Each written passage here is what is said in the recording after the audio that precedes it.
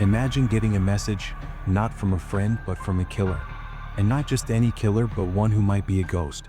For decades, chilling communications have haunted an unsolved case, leading investigators down a terrifying rabbit hole. What if these aren't just notes, but something far more sinister?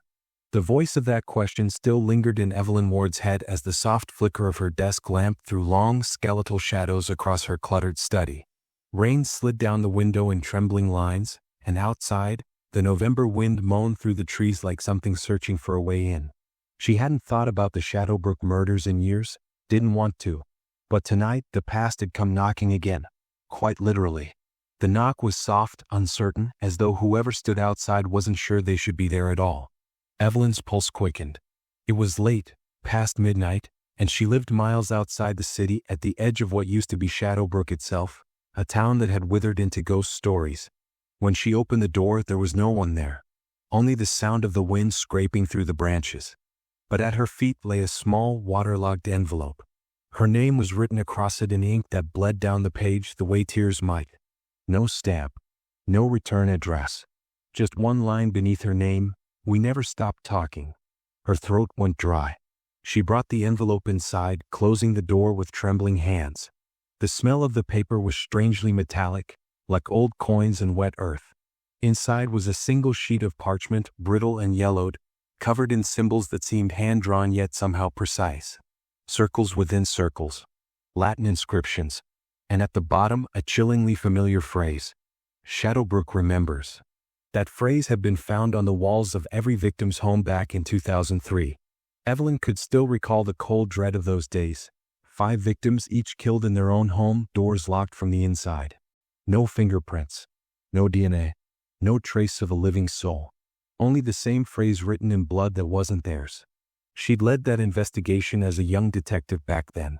It had consumed her, destroyed her marriage, her health, her sanity. And when the case went cold, she'd left the force altogether. Yet even after she retired, sometimes she'd still hear things. A faint whisper on the static of her radio. A knock when no one was there. The case had never really ended. It had just gone quiet. Until now. She laid the paper flat under the lamp and snapped a photo with her phone.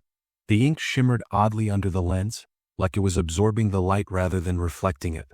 As she adjusted the focus, the air around her seemed to shift, heavy with something unseen. Then her phone buzzed.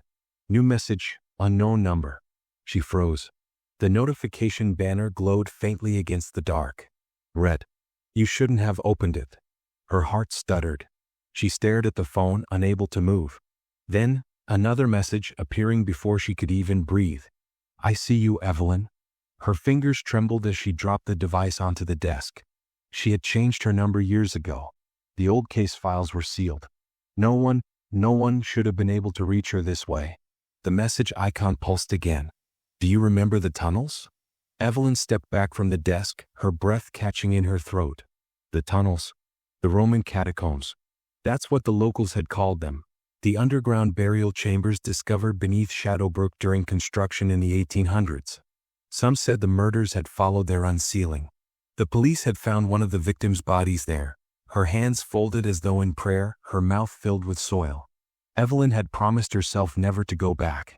The phone buzzed once more. This time there was no text, only a picture.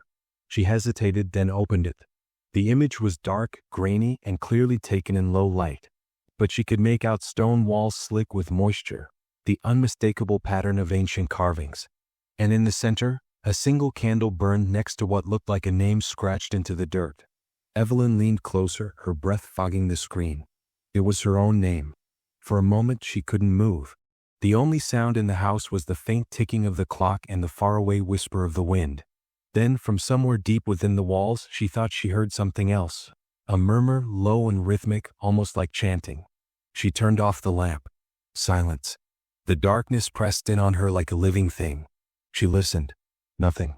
Then, faintly, she heard the vibration of her phone again. One final message blinked across the screen. "We never stopped talking, Evelyn. You just stopped listening." The lights flickered. What? Twice. And then went out completely. For several seconds there was only darkness. Her heart pounded, the kind of deep, physical fear that tightens around the ribs and doesn't let go. Slowly she reached for her flashlight, thumb trembling over the switch. The beam cut through the black, sweeping across the walls, old books, framed photos, the doorway. Her breath froze. On the far wall, written in wet, dripping black letters that hadn't been there before, were the same 2 words, Shadowbrook Remembers. She staggered backward, the flashlight beam shaking wildly. The ink was still running, fresh. She touched it. It was cold, sticky. And beneath it, etched faintly into the plaster, something else. A symbol. A circle divided into 4 segments. The exact same symbol from the parchment. A chill raced down her spine as she heard the sound again. A whisper, not from outside but from inside the room.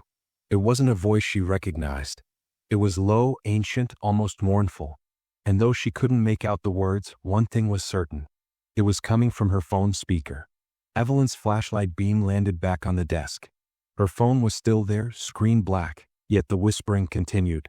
Slowly, the display flickered to life on its own, revealing a video feed, grainy, unstable, filmed in near darkness. The same tunnels from the picture.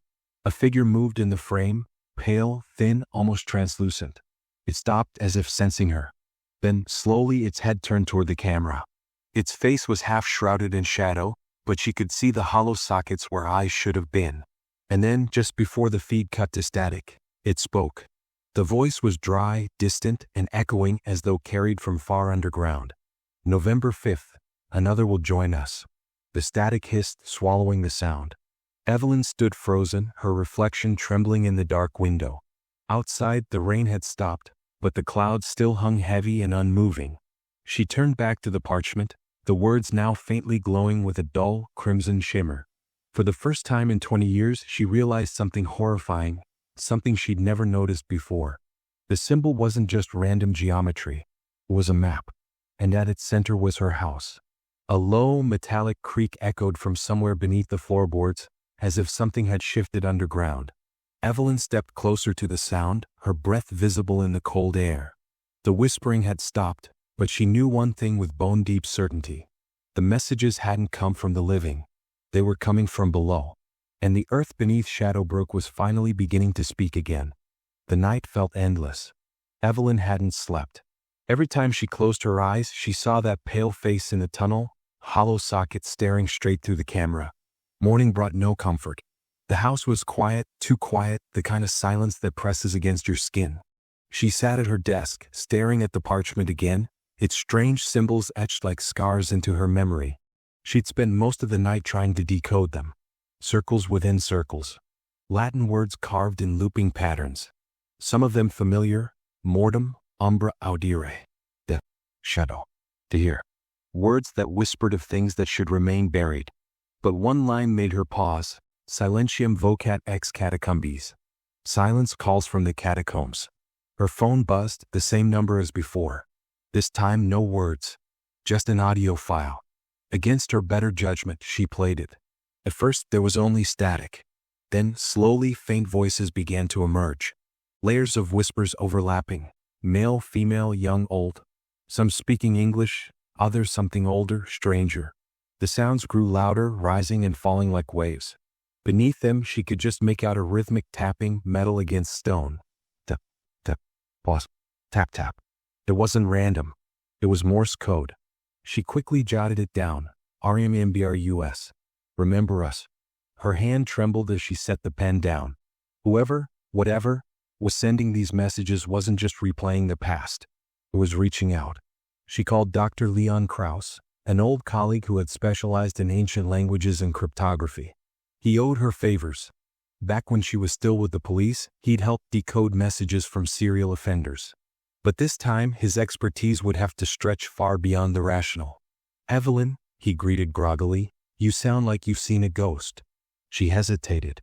"Maybe I have." He chuckled dryly, but his tone shifted as she described the letter, the symbols, and the Latin phrase. She sent him the photograph. There was a long silence. "Evelyn, this writing, are you sure this came recently?" "Yes. It was delivered last night." "I don't know how to say this," he murmured, "but this isn't just Latin. The symbols, they're Roman funerary markers. The kind used for burial rites around the 3rd century. These patterns were often carved into catacomb walls. Some were designed to protect souls from wandering the earth." She swallowed hard. Protect from what? From being forgotten, he said quietly. The Romans believed that when a name was erased from memory, the spirit became restless, doomed to wander, seeking recognition. The room seemed to grow colder as he spoke. She looked again at the glowing parchment. The faint shimmer had dimmed, but the ink still seemed alive, like it was breathing. Leon, one of the phrases says, Shadowbrook remembers. Could this mean? Not just the town, he interrupted, but what's beneath it. The catacombs might not be Roman by accident. Someone built Shadowbrook right over them. She closed her eyes, recalling the tunnels from 2 decades ago, narrow stone corridors, walls carved with strange sigils, the scent of earth and death. They'd found one victim there. But they never mapped the tunnels fully. They'd collapsed parts to seal them off. Leon, there's something else. She told him about the audio file, the Morse code message. Send it to me, he said sharply. I'll analyze it. And Evelyn, be careful. If this is genuine, then whatever's reaching out knows how to use modern tools. It's adapting. As she ended the call, the tapping started again. But it wasn't from her phone. It was coming from inside the walls. She pressed her ear against the plaster. The sound was faint but rhythmic. Tap tap. Silence. The same pattern. The same message. Remember us. She backed away slowly, her pulse roaring in her ears. The air had grown thick, heavy, charged with an invisible presence. She turned toward the window, half expecting to see something there. Nothing. Just the swaying trees. The clock struck 3. She opened her laptop and searched for the old police archives. The Shadowbrook murders had been sealed under federal order, but she still had backdoor access from her days on the force. 5 victims, all residents of Shadowbrook. No apparent connection. No motive. Yet each had received a letter before their deaths. Handwritten, cryptic, signed with the same sigil she'd just found on her wall. Her fingers froze as she read the final file, the one she tried to forget. Victim 5, Daniel Rowe. The final message found in his home had read, "The silence will remember you when the living forget." Back then she thought it was the killer's twisted poetry. Now she wasn't sure the killer was even human. Her email pinged, Leon's reply. Evelyn, I don't know how else to tell you this. The symbols on your letter match inscriptions found in Rome's Priscilla catacombs. One specific carving, Silentium vocat ex catacombis, was believed to mark tombs of the voiceless, souls who died unnamed. But here's the strange part. There's a missing section in your photo. I ran it through an image stabilizer. Behind the visible symbols, there's something else. Look closely. The attached photo opened slowly. He'd enhanced the contrast, peeling back the faint layer of ink like dust from bone. Beneath the Latin words, faintly scratched into the parchment fibers, were new markings. Coordinates. She entered them into a map program. Her blood ran cold. The location was less than 2 miles from her house, near the old quarry, exactly above the sealed entrance to the catacombs. A shiver crawled through her spine. The thing beneath Shadowbrook wasn't done. It was calling her back. Her phone buzzed again, making her flinch. New message. Same number. You found me once. Another followed instantly. Come finish it. For a long moment she just stared. Then with shaking hands she packed her bag, flashlight, gloves, old case files, and the letter. The road to the quarry was long and empty, the fog clinging low to the ground like it didn't want to let go. Her headlights cut through the mist, revealing shapes that weren't quite there, fleeting shadows, movement in the corners of her eyes. When she reached the quarry, she could barely see 10 feet ahead. The air was colder here, unnaturally so. The trees were silent. Even the crickets had stopped. She followed the coordinates to a section of broken earth covered by overgrown ivy and shattered stones. The ground had caved in years ago after heavy rains. And there, half buried, was a rusted iron gate leading down into darkness. She hesitated. Every instinct told her to turn back. But curiosity, or maybe something else, pushed her forward. She tugged the gate open, the hinges screaming in protest.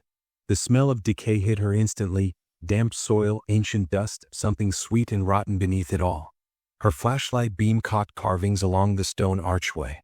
Latin words nearly eroded away. She brushed the moss aside to reveal them. Memoria apparet annuum. Memory opens the door. The light flickered, and for a heartbeat, she thought she saw a shadow moving just beyond its reach, a figure slipping into the dark.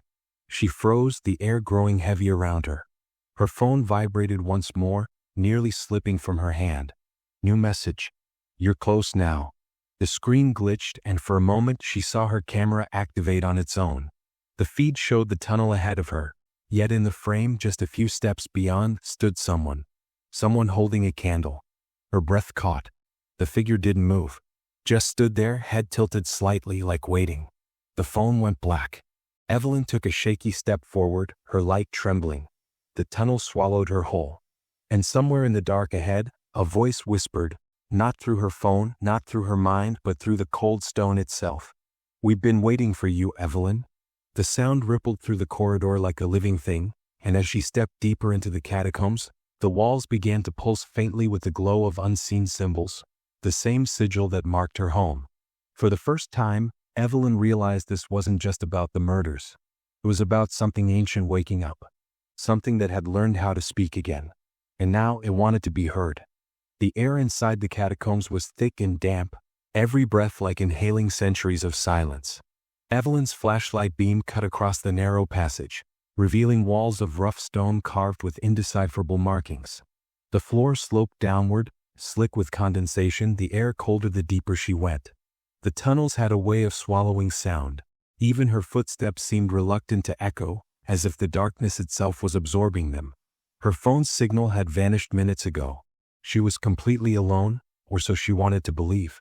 She reached a fork in the tunnel. To her left, the air smelled of rust and moisture, to the right, of stale decay. She followed the right path, guided by a faint hum she couldn't quite place, a vibration more than a sound resonating in her chest like a low chant too deep for words.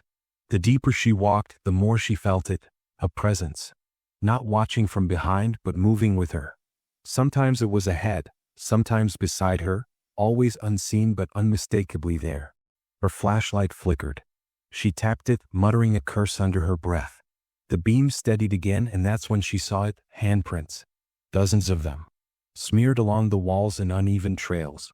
Some large, others small, but all pressed deep into the damp stone as if they'd burned their way through time. Her breath caught. The prints weren't old. They glistened wetly, like they'd been made moments ago. She raised the light higher.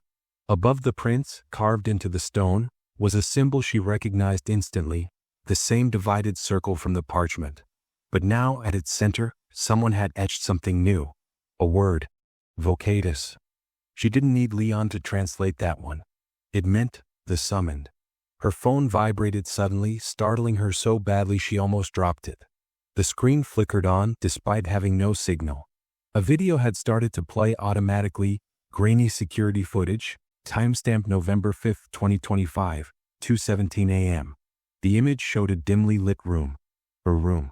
The camera must have been her laptop's webcam. She saw herself sitting at the desk, examining the parchment. Behind her, faintly at first, a figure appeared. It was standing just behind her shoulder, motionless, head tilted. She watched herself freeze on the video, sensing something wrong before the screen cut to static. Her pulse thundered in her ears. Whoever, or whatever, was in these tunnels, had already been inside her house. The flashlight dimmed again. The shadows seemed to stretch, reaching toward her. She moved faster, following the tunnel as it opened into a vast underground chamber. Her light swept across stone arches, crumbling columns, and what looked like the remnants of burial alcoves. At the far end stood a cracked marble altar. Upon it, half buried in dust, rested a metal box. Evelyn approached cautiously. The air grew colder with every step.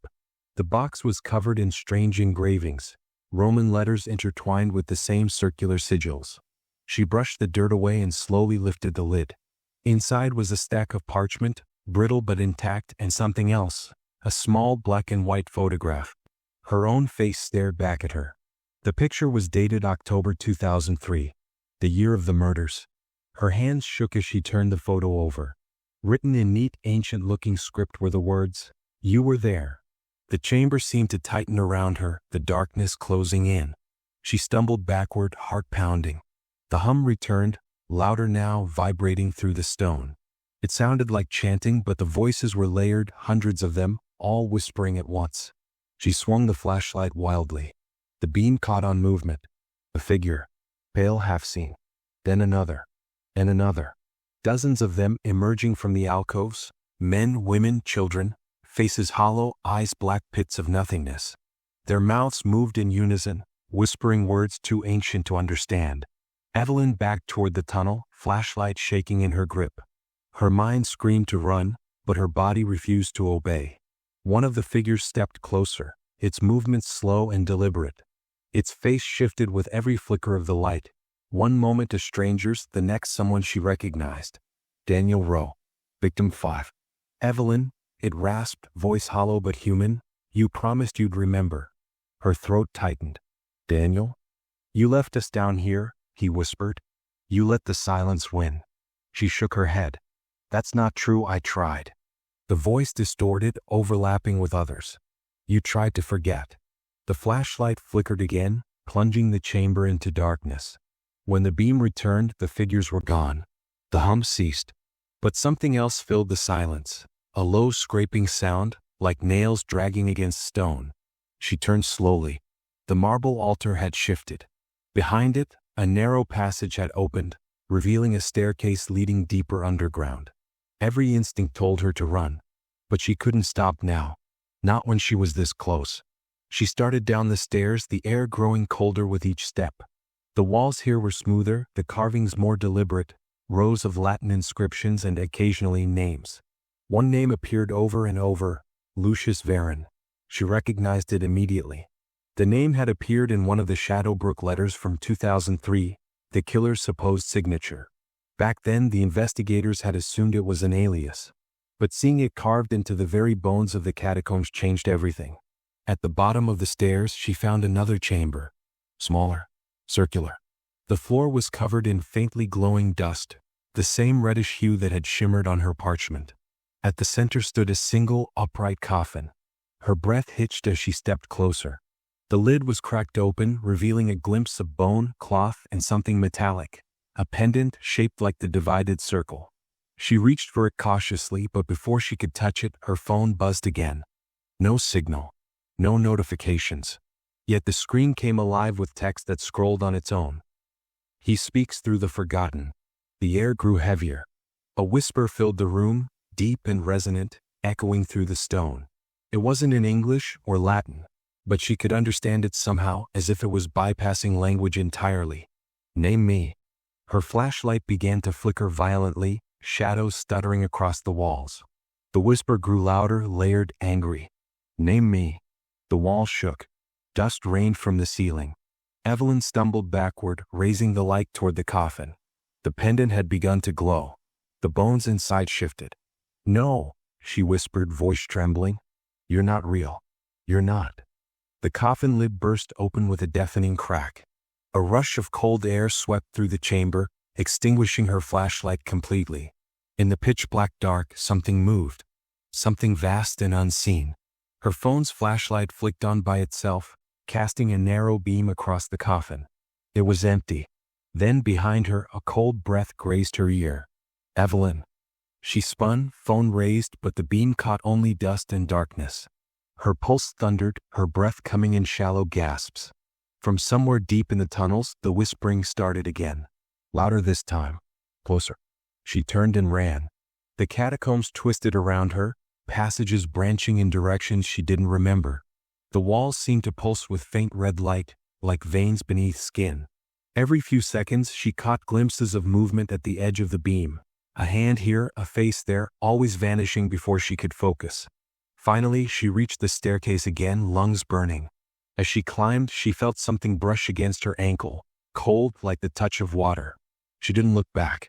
She burst into the main chamber, gasping for air. Her phone buzzed one last time.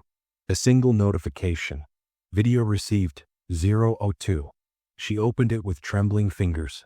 The footage showed her standing in the chamber, just moments ago, her flashlight trembling. But there was something behind her in the frame. A tall, shadowed figure, its head bowed. And as the 2 seconds ended, it lifted its face to the camera. Not Lucius Varon. Her own. The phone slipped from her hand, clattering to the stone. She staggered toward the exit, the faint outline of dawn filtering through the cracks above. As she climbed toward the surface, the whispers faded, replaced by a single sound that echoed through the stone like laughter. Oh, mocking. You found me once, the voice whispered again. Now you are part of me. Evelyn emerged into the cold morning air, gasping, covered in dust and blood that wasn't hers. Behind her, the catacomb entrance sealed itself with a groan, as though the earth was reclaiming what it had loaned. She collapsed beside her car, shaking. Her phone buzzed again. One last message appeared. Shadowbrook remembers. And beneath it, a timestamp. 2:17 a.m. The same time as the video. The same moment she saw her own face in the dark. Evelyn realized, with a creeping sense of horror, that maybe she hadn't escaped the catacombs at all. Maybe she'd only brought them with her. The world outside should have felt safe. Open sky, wind, sunlight filtering through the bare November trees, but it didn't. Not for Evelyn. The catacombs hadn't stayed underground. They'd come back with her, trailing her like a shadow that no light could erase. She hadn't spoken to anyone since that morning. She'd driven home on autopilot, barely aware of the road. When she finally stepped inside her house, the air felt wrong, too still, too expectant. It was like the walls were listening. She dropped her bag and sank onto the couch. The silence pressed against her ears until her phone buzzed again. She flinched. The number was still unknown. The message only 3 words. We are awake. Her hands trembled. She threw the phone onto the table like it was burning her. But it buzzed again, then again, notifications flooding in so fast the screen flickered white. Every message was the same. We are awake. We are awake. We are awake. She yanked the plug from the wall, killing the power. The lights died, the heater cut off, and still the messages kept coming.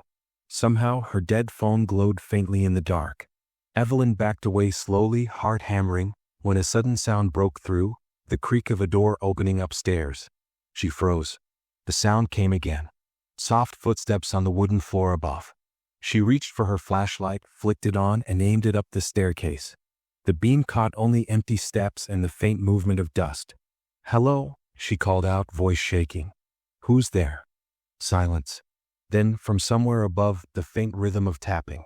Metal on wood. The tap tap. The Morse pattern again. REMBRUS. Her breath hitched. She took a cautious step up, then another, the flashlight trembling in her hand. As she reached the landing, she felt the air grow colder, denser.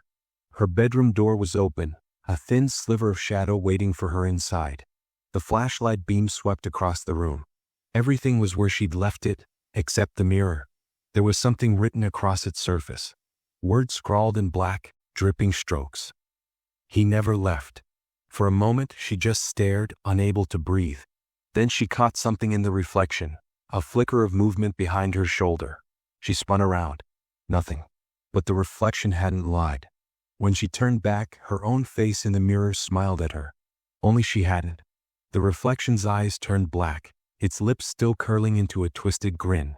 Then, without warning, the glass cracked straight down the middle, splitting her face in two. The house fell silent again. Her legs nearly gave out as she stumbled backward, gasping. The temperature in the room dropped suddenly. Frost crawled up the corners of the cracked mirror, spreading like veins of ice.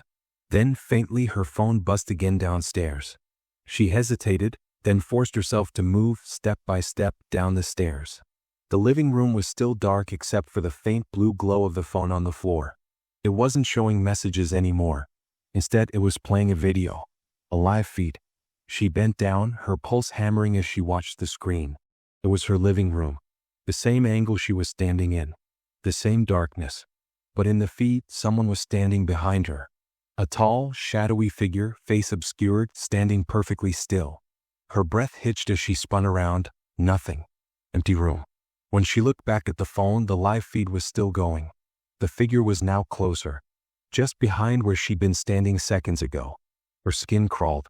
She backed toward the front door, her eyes never leaving the screen. Then, in the feed, the figure lifted its head. Its face was blurry, indistinct, shifting like static, but its mouth opened. And Evelyn heard the whisper not from the phone, but from right beside her ear. "Do you remember my name?" She screamed and dropped the phone. The screen went black. The next thing she knew, she was outside in the rain, barefoot, shaking. Her breath came in ragged bursts, every shadow around her alive with unseen movement. The forest behind her house seemed to pulse with faint light, red like embers under the soil. She pulled her coat tight and ran to her car. The keys slipped in her hands, but the engine finally roared to life. She drove fast away from Shadowbrook, away from the house, away from everything. For the first time, she didn't know where she was going. All she knew was that she needed help. She drove until sunrise, finally pulling over near a roadside cafe. Her phone, still dead, suddenly lit up again. This time, it displayed a single notification. New live stream, the Shadowbrook tapes, live. Her stomach dropped. She hadn't streamed anything in years. She clicked the link. The stream was already live, hundreds of viewers watching. The video feed showed her house, her living room. Someone was walking through it, slowly, deliberately. The figure moved like it knew exactly where the cameras were, never showing its face. The comments scrolled fast. This is fake, right? What's that sound? Did you see the writing on the wall? Evelyn's hand shook. The camera panned to the wall near her desk. There, written in fresh, dripping black ink, was a single line. She brought him back. The feed glitched, the sound warping into static before cutting to black. Her phone vibrated again. Another message. You can't run from memory. She sat there in her car, trembling, staring at her reflection in the dark windshield. Behind her, faintly, she thought she saw movement, something pale flickering in the rear window. She turned quickly. Nothing. Her mind raced. She needed answers, anything that could explain this. There was only one person who might still help her. Leon Krauss. When she reached his apartment on the outskirts of the city, she found the door ajar. Inside, the air smelled metallic, like rust and ozone. Papers littered the floor, his computer screens all glowing with the same Latin phrase over and over again. Silentium vocat ex catacombis. Silence calls from the catacombs. Leon?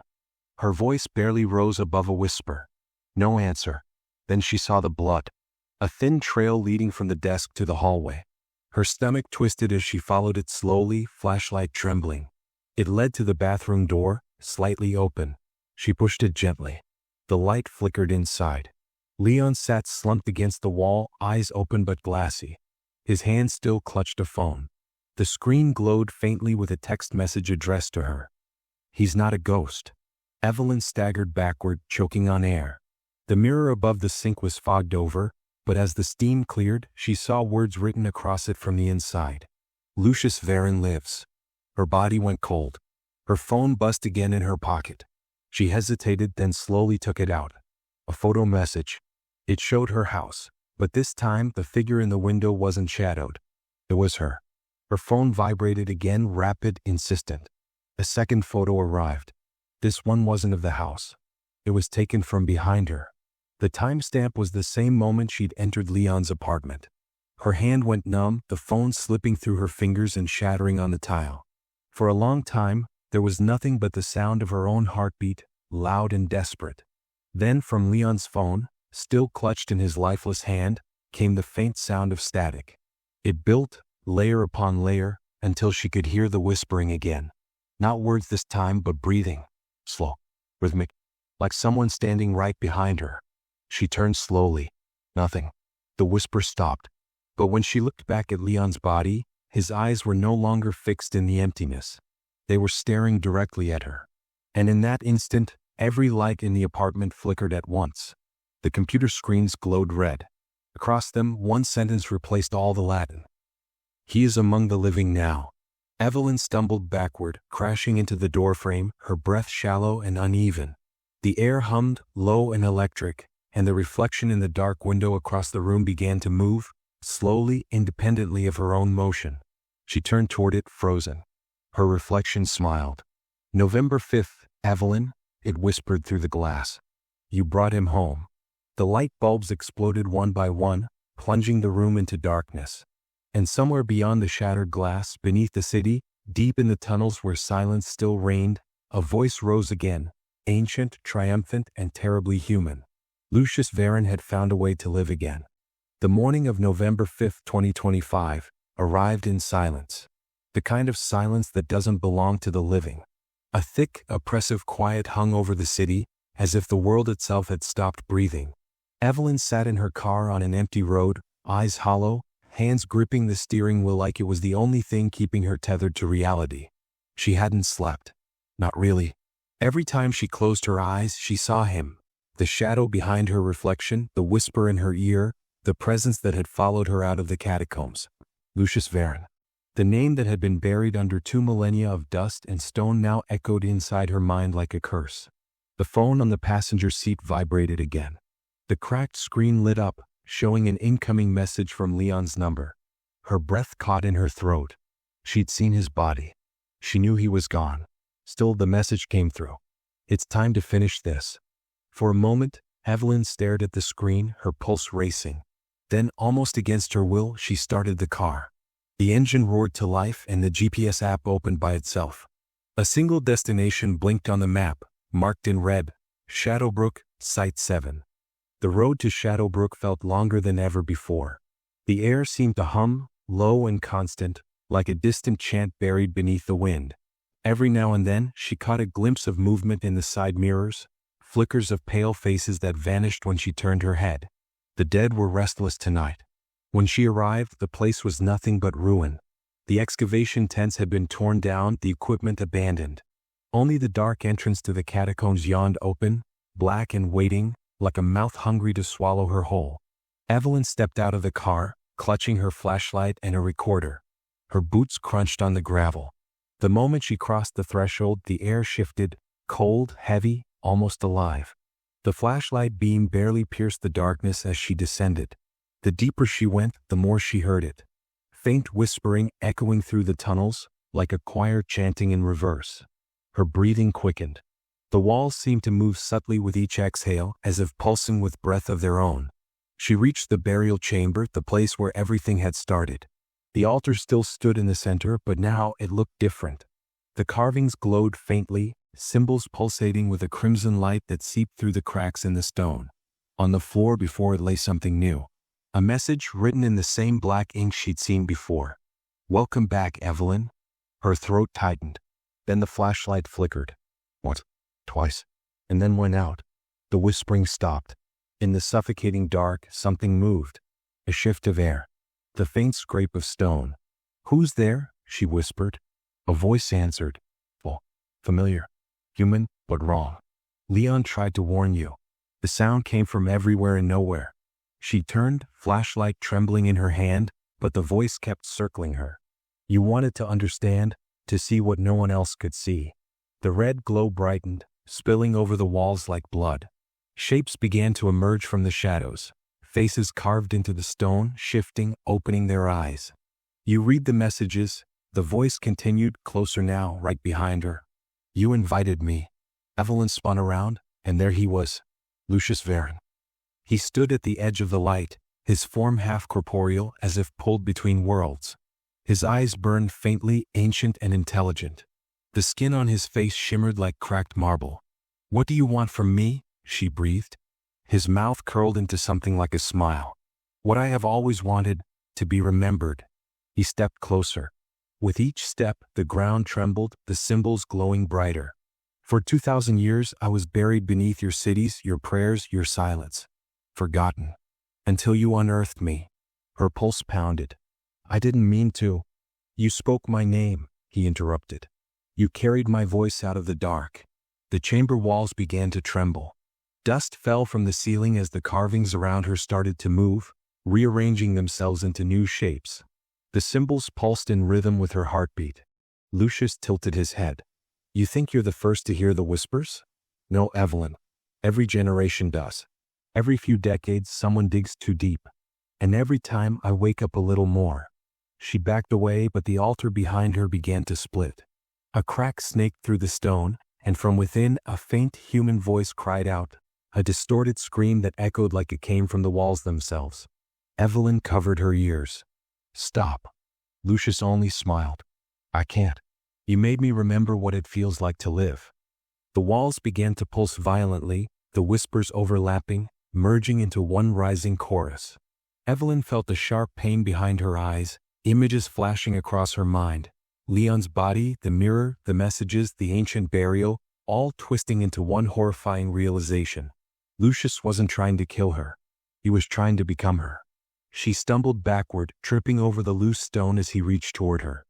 His hand passed through the air, and for a second she saw it. his soul like smoke reaching hungry. "No," she whispered. He leaned closer, his voice now soft, almost human. "You opened the messages. You accepted the words. And now you'll carry the voice." She screamed as the red light engulfed her. Her body went rigid, the air vibrating with unseen energy. Her vision blurred, the walls melting away into waves of color and sound. Then suddenly silence. When she opened her eyes, she was standing outside again. The catacombs were gone. The entrance sealed. Morning light poured over the trees, golden and calm. Birds sang in the distance. For a moment she thought she'd escaped. But then her phone buzzed. She looked down. The message preview read, "Welcome back, Lucius." Her fingers trembled as she opened it. The front camera activated on its own, showing her reflection on the screen. Her eyes were no longer her own. They glowed faintly red. She dropped the phone, gasping. It fell face down in the dirt, recording a video as she stumbled backward, whispering "no" over and over. The phone's camera caught her face in fragments. 1 second terrified, the next eerily still. Then she smiled. The same smile Lucius had worn. The video ended there. Hours later, the file uploaded automatically to an anonymous YouTube channel that hadn't posted in 20 years. The title read, "The Ghost Killer Returns." Thousands watched the video within minutes. Most thought it was fake, another creepypasta brought to life. But a few noticed something strange. In the final frame, just before the feed cut to black, a faint whisper could be heard beneath the static. "Do you remember my name?" The comments section exploded. Some viewers claimed their phones glitched while watching, showing flashes of Roman symbols or reversed Latin text. A few even said they received strange emails afterward. Subject line, "We are awake." Authorities tried to trace the upload's origin, but there were no servers, no metadata, no timestamps, nothing. Just a video that shouldn't exist, posted by a user with a creation date of November 5, 25 AD. By the next morning, Evelyn's car was found parked near the ruins of Shadowbrook. The door was open, the keys still in the ignition. But she was gone. All that remained was her phone, face down in the dirt, still recording. The final seconds captured faint whispers, the sound of footsteps, and then laughter. The laughter of a man who hadn't drawn breath in 2,000 years. And as the recording faded into static, the screen flickered one last time, showing a single line of text, glowing blood red across the blackness. "The message will never stop." Then silence. And somewhere, unseen, another phone buzzed. A new message. "You're next." The end.